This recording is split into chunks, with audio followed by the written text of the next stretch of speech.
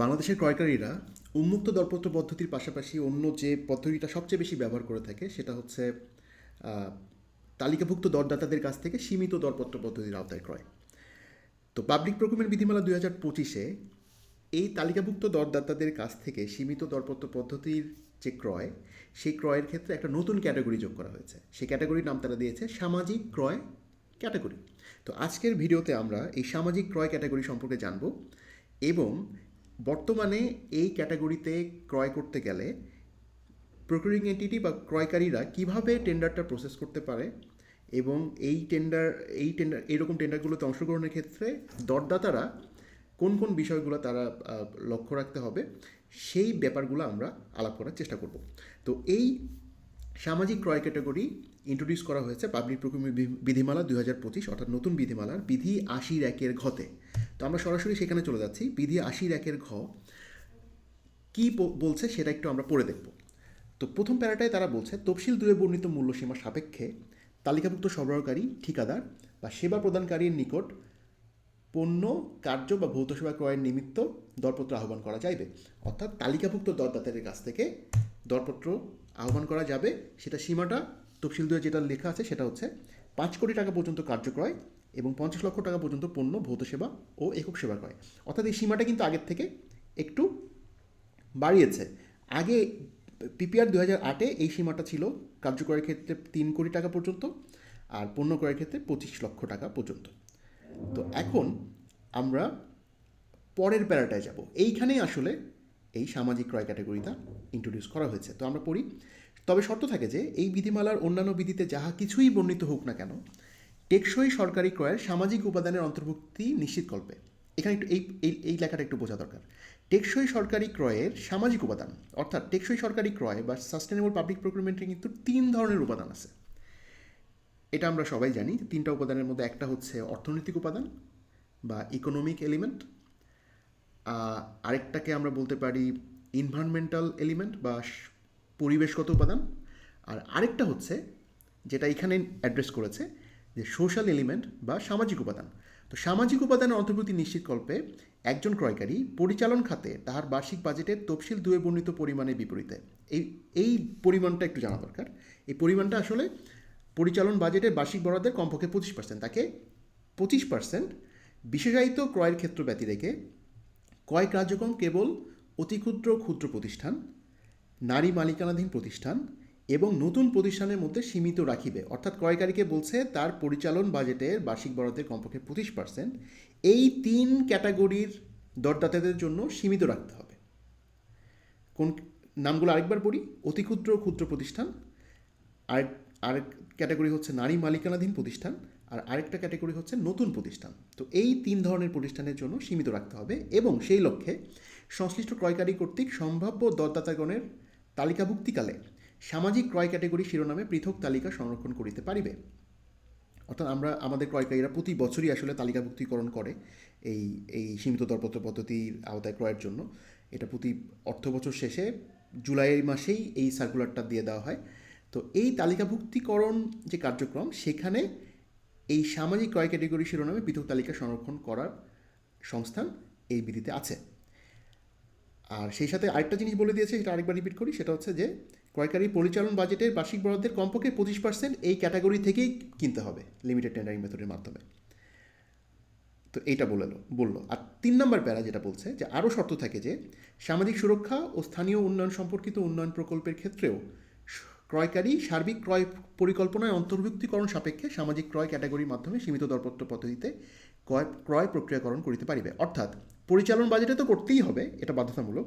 সেই সাথে বলেছে যে ক্রয়কারীর যদি অন্যান্য প্রজেক্ট থাকে, মানে উন্নয়ন বা ডেভেলপমেন্ট প্রজেক্ট, সেই প্রজেক্টের ডিপিপিতে যদি এই সামাজিক ক্রয় ক্যাটাগরি ওই পরিকল্পনায়, মানে ডিপিপিতে যদি এই সামাজিক ক্রয় ক্যাটাগরির মাধ্যমে ক্রয়ের সংস্থান থাকে, তাহলে সে উন্নয়ন প্রজেক্টের ক্ষেত্রেও এই ক্যাটাগরির আওতায় ক্রয় করতে পারবে।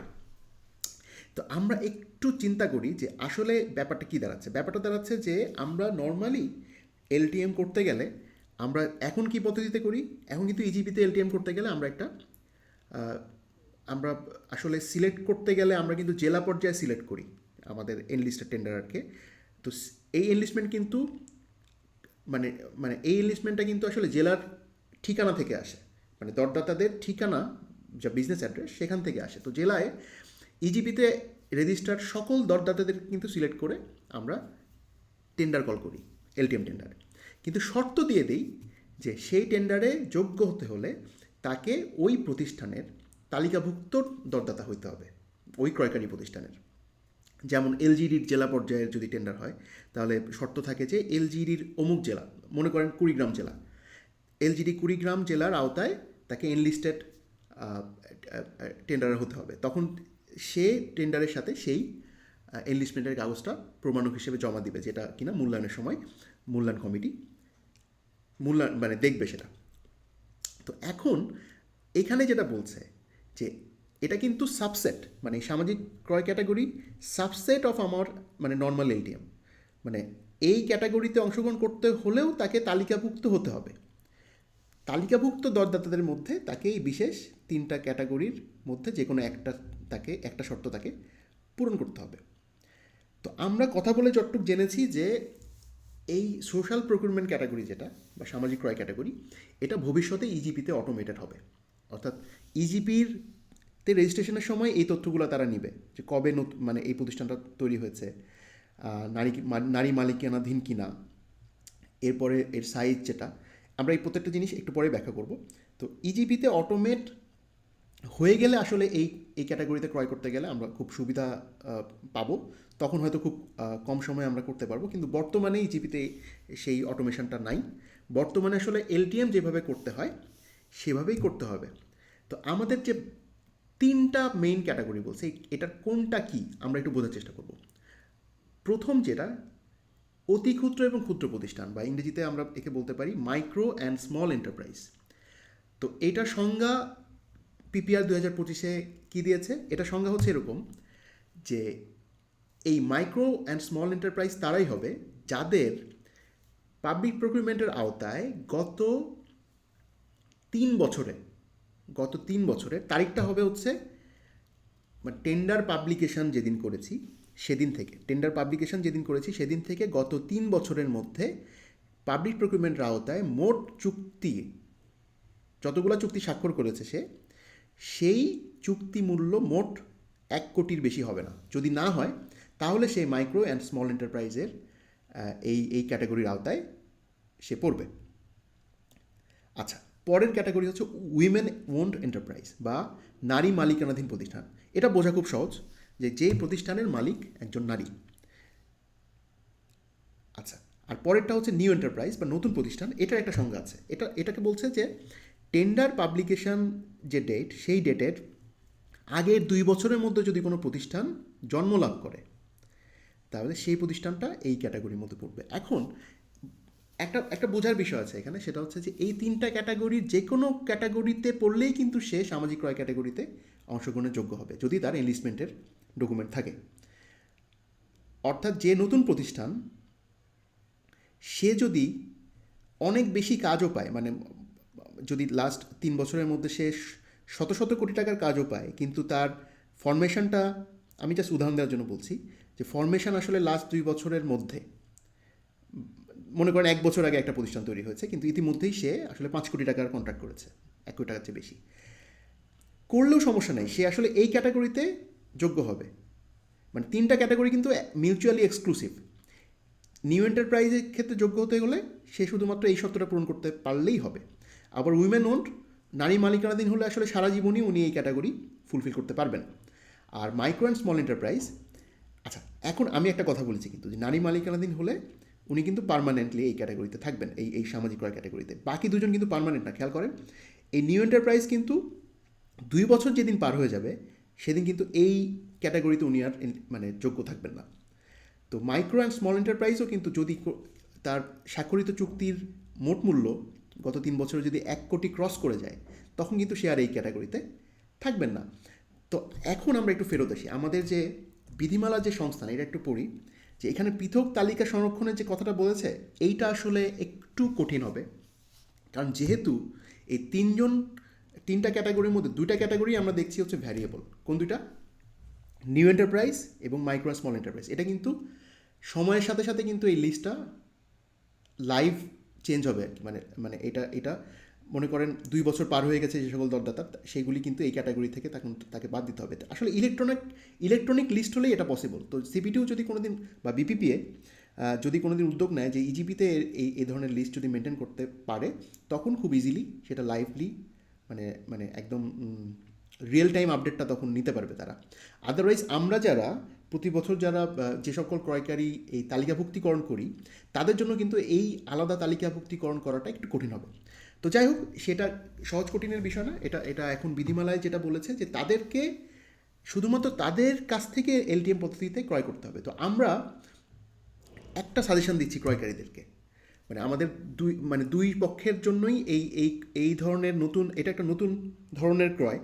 তো সেখানে ক্রয়কারীকেও আসলে কিছু বিষয় এখন মানে বর্তমান সংস্থান অনুযায়ী, ইজিপিতে যেহেতু এখনও অটোমেট হয় নাই, ইজিপির বর্তমান সিস্টেম অনুযায়ী সামাজিক ক্রয় ক্যাটাগরিতে ক্রয় করতে গেলে ক্রয়কারীকে কিছু বিষয় আসলে এক্সট্রা তাকে এখানে এনশিওর করতে হবে, এক্সট্রা কিছু পয়েন্ট। এবং দরদাতাদেরকেও একটু সতর্কভাবে, এলটিএম টেন্ডার তো তারা অভ্যস্ত অনেকদিন থেকে পিপিআর 2008-এর আওতায় করে, তো পিপিআর 2025-এ যেহেতু ক্যাটাগরি দুইটা হয়ে গেছে, সেখানে দরদাতাদেরকেও আসলে অনেক বিষয় খেয়াল রেখে দরপত্রে অংশগ্রহণ করতে হবে। তো আমরা প্রথমে ক্রয়কারীর ব্যাপারটা একটু বুঝবো যে বর্তমান সংস্থান অনুযায়ী ইজিপিতে ক্রয়কারী যদি এই সামাজিক ক্রয় ক্যাটাগরিতে দরপত্র আহ্বান করতে চায় এলটিএম পদ্ধতির আওতায়, তখন তাকে আসলে কিছু জিনিস মেনে চলতে হবে। তো প্রথমেই সেটা হচ্ছে যে আমার যেহেতু বাধ্যতামূলক বলেছে যে পরিচালন বাজেটের বার্ষিক বরাদ্দের কমপক্ষে 25% এই পদ্ধতিতে ক্রয় করতে হবে সামাজিক ক্রয় ক্যাটাগরিতে, সেহেতু এইটা আসলে ক্রয়কারীর জন্য একটা দায়িত্ব এখন। যে পরিচালন বাজেট আবার কি? পরিচালন বাজেট হচ্ছে উন্নয়ন বাজেট ব্যতীত অন্য যে বাজেটটা, সেটা হচ্ছে পরিচালন বাজেট। তো সেই বাজেটের বাৎসরিক বরাদ্দের কমপক্ষে 25% এই সামাজিক ক্রয় ক্যাটাগরিতে সীমিত দরপত্র পদ্ধতিতে ক্রয়ের জন্য সংরক্ষণ করতে হবে। এই ব্যাপারটা ক্লিয়ার, এটা তার ব্যাকগ্রাউন্ডে এটা এনশিওর করতে হবে। আর দরপত্র আহ্বানের ক্ষেত্রেও আসলে তাকে মানে এলটিএম পদ্ধতিতে দরপত্র আহ্বান করতে গেলে তাকে আসলে ডকুমেন্ট ইউজ করতে হবে PW2B, এখন যে ডকুমেন্ট আমরা নর্মাল এলটিএম ইউজ করি। কিন্তু সামাজিক ক্রয়ের ক্ষেত্রে এখানে এক্সট্রা কিছু জিনিস লিখতে হবে। সেটা কি? মানে টেন্ডার নোটিশ থেকে জিনিসটা শুরু হবে। তো আমরা যেটা বলতে চাচ্ছি যে টেন্ডার নোটিশ যখন প্রণয়ন করবে ক্রয়কারী, তখন একটা জায়গা কিন্তু থাকে ইজিবিতে, আপনারা দেখবেন যে এলিজিবিলিটি অফ দ্য টেন্ডারার্স। তো এই জায়গাটায় সুন্দর করে একটা জিনিস লিখে দিতে হবে। আমি একভাবে লিখেছি, এটা একটা উদাহরণ, আপনারা মূল জিনিসটা সেম রেখে অন্যভাবে লিখতে পারেন। তো আমি যেটা লিখেছি সেটা হচ্ছে enlisted tenderer who falls under the definition of micro and small enterprise, women owned enterprise or new enterprise as per PPR 2025 rule number 81 ঘ, তারপর একটা ব্র্যাকেট দিয়ে লিখেছি details described in section 2 of the tender document is eligible for this tender. তার মানে এই নোটিসে কিন্তু আমি একটা ইন্ডিকেশন দিয়ে দিচ্ছি যে এই টেন্ডারটা আসলে সোশ্যাল প্রকিউরমেন্ট ক্যাটাগরির আওতায় এলটিএম করা হচ্ছে। ফলে যে কোনো দরদাতা যখন এটা দেখতে পারবে, তখন সে সহজেই বুঝতে পারবে এটা আসলে সাধারণ এলটিএম না, এটা হচ্ছে সোশ্যাল প্রকিউরমেন্ট ক্যাটাগরি। আমি একটা জিনিস ব্র্যাকেটে লিখেছি details described in section 2 of the tender document. Section 2টা কি? সেকশন 2 হচ্ছে টেন্ডার ডেটা শিট। আমার টেন্ডার ডকুমেন্টে অনেকগুলো অংশ থাকে, আমরা টেন্ডার ডেটা শিটে সাধারণত কোয়ালিফিকেশন ক্রাইটেরিয়াগুলো লিখি। তো আমরা এই ব্যাপারটা একটু পরে আবার দেখব সেকশন 2 কী মডিফিকেশন দরকার হবে।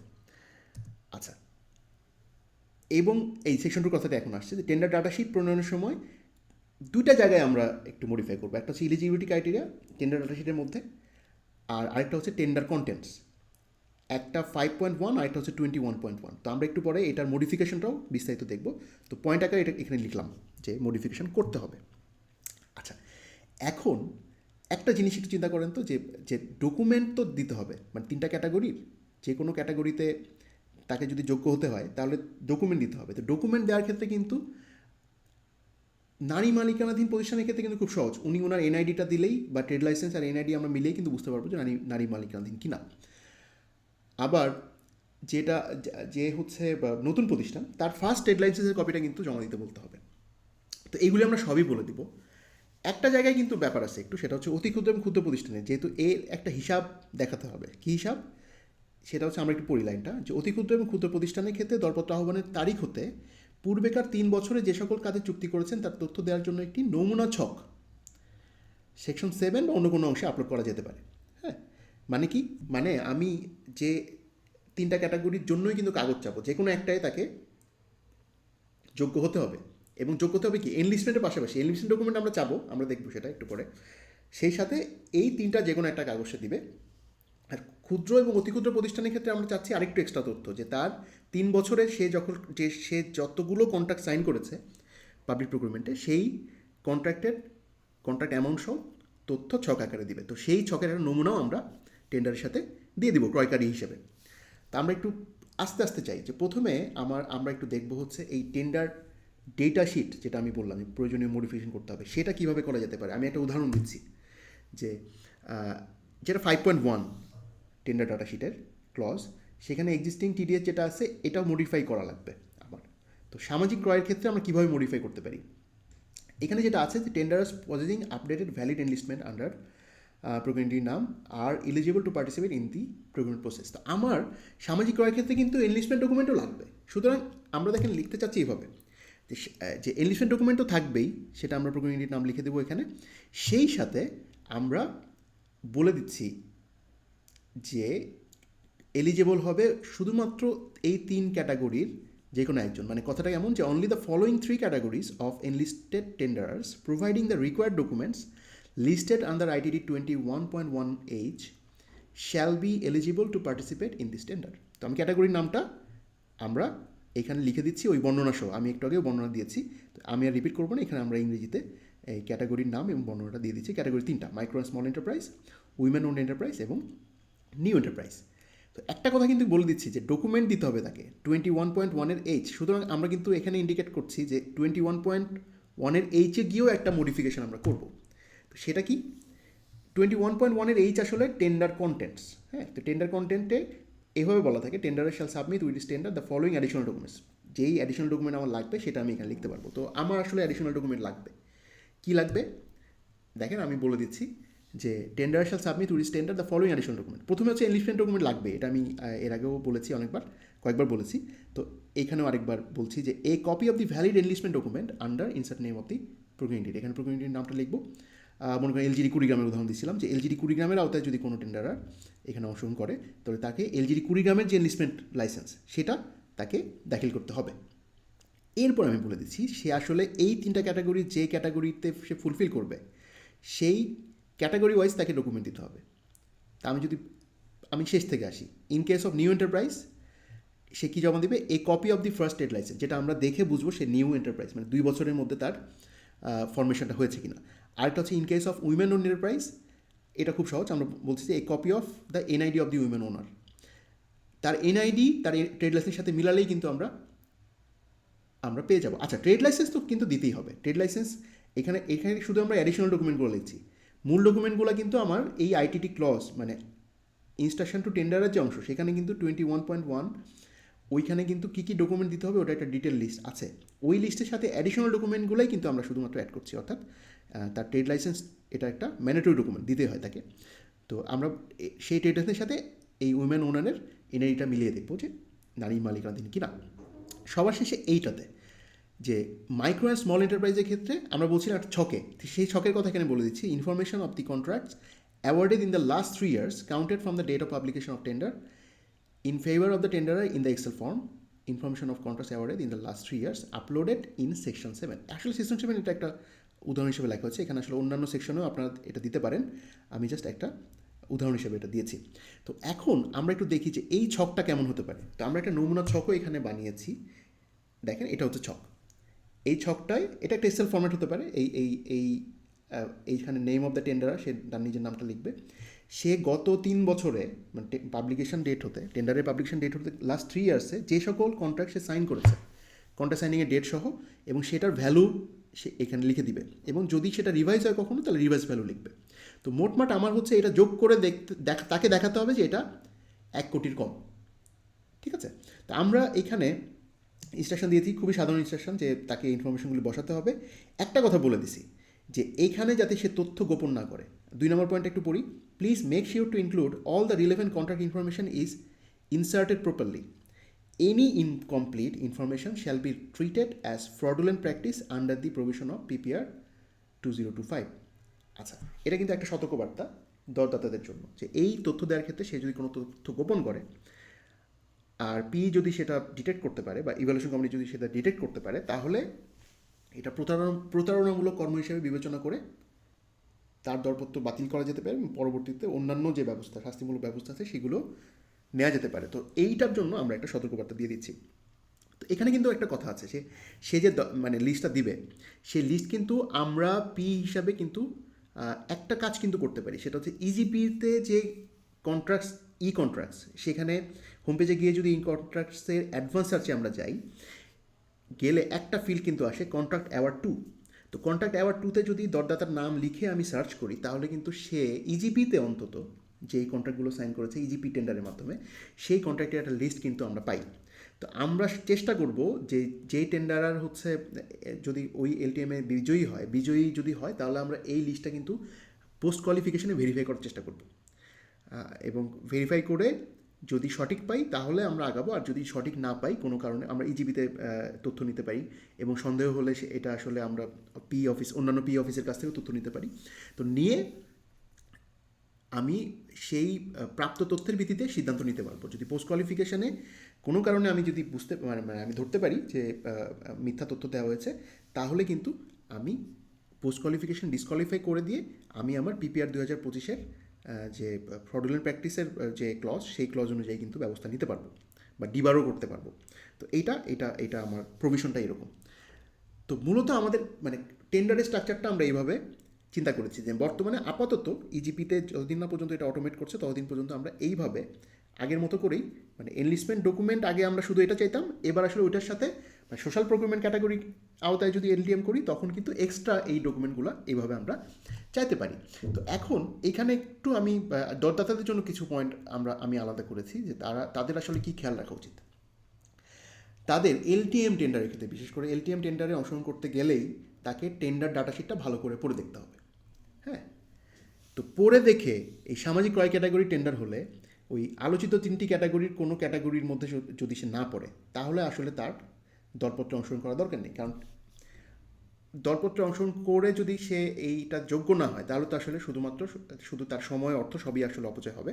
তো এই ক্ষেত্রে টেন্ডার ডাটাশিট ভালো করে পড়ে বুঝে তারপরে যদি যোগ্য হয়, তাহলে দরপত্র দলিলের নির্দেশনা অনুসরণ করে সঠিকভাবে কাগজপত্র দাখিল করতে হবে। অর্থাৎ ক্রয়কারী যেভাবে ইনস্ট্রাকশন দিয়েছে, আমরা একটা উদাহরণ হিসাবে কিন্তু একটু আগে দেখেছি যে ক্রয়কারী এভাবে লিখতে পারে। যদি এইভাবে ওইভাবে লিখে, তাহলে ওইভাবেই তাকে কাগজপত্র দাখিল করতে হবে। বা অন্যভাবে যদি ক্রয়কারী চায়, ক্রয়কারীর মোট কথা দরপত্র দলিলের নির্দেশনা অনুসরণ করে তাকে সঠিকভাবে কাগজপত্র দাখিল করতে হবে যোগ্যতা প্রমাণের জন্য। আর এই পয়েন্টটা আমি আগেও মানে আলাপ করেছি, এখানে দরদাতার জন্য আরেকবার এখানে পয়েন্ট আউট করি। সেটা হচ্ছে অতি ক্ষুদ্র এবং ক্ষুদ্র প্রতিষ্ঠানের ক্ষেত্রে যে তথ্য, সেই 3 বছরের যে তথ্য দেওয়ার ক্ষেত্রে তাকে অনেক বেশি সতর্কতা অবলম্বন করতে হবে। ভুল তথ্য বা অবসরপূর্ণ তথ্য দিলে তা পিপিআর 2025-এর বিধি 149-এর 2-এর খ অনুযায়ী প্রতারণামূলক কর্ম হিসেবে বিবেচিত হতে পারে, এবং সেক্ষেত্রে দরপত্র মূল্যায়ন থেকে তাকে ইভ্যালুয়েশন কমিটি তাকে দরপত্র মূল্যায়ন কমিটি থেকে যেমন বাদ দিয়ে দিবে, মূল্যায়ন থেকে তাকে যেমন বাদ দিয়ে দিবে, ঠিক তেমনি পরবর্তীতে তাকে এই প্রতারণামূলক কর্মের কারণে তাকে ডিবার করার ব্যবস্থা নিতে পারবে, ডিবারের প্রসেস শুরু করতে পারে। তো এই ব্যাপারে আসলে সকলেরই সতর্ক থাকা কাম্য। তো আমরা এখন আমি একটা কাজ করতে পারি, সেটা হচ্ছে যে এই যে ফর্ম্যাটগুলো আমি যেগুলি দিয়েছি এখানে বা দেখিয়েছি, এইটা আমি কিছু ডকুমেন্ট আমি হচ্ছে গুগল ড্রাইভে আপলোড করে আমি লিঙ্কটা ডিসক্রিপশানে দিয়ে দিতে পারি, যাতে কোনো ক্রয়কারী যদি চান এই ডকুমেন্টগুলো নামিয়ে এই লেখাগুলো অন্তত যদি কোথাও কপি পেস্ট করতে চান, যদি প্রয়োজন মনে করেন, আপনারা ব্যবহার করতে পারবেন। তো আজকের ভিডিওটা এই পর্যন্তই। সবাইকে অনেক অনেক ধন্যবাদ। সবাই অনেক অনেক ভালো থাকবেন।